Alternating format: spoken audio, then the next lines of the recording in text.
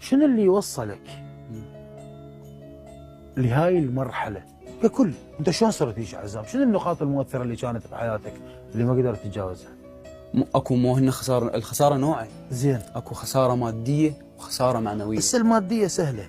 الخساره الماديه ماكو احد بينا يحبها، بس تبقى المعنويه. اكو شخص يحبها اكو لا. فانا احبها، او اقول او اعبر عنها بطريقه ثانيه انه انا احب حزني. فيا مشاهدينا الكرام، اول واحد بالكره الارضيه يحب حزنه وخساراته.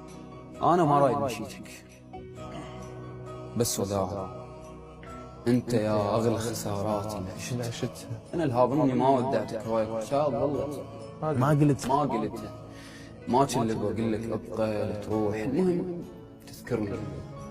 بس هاي ردتها صعبة تروح، هي المشكلة هنا، ويمكن ما اظل عايش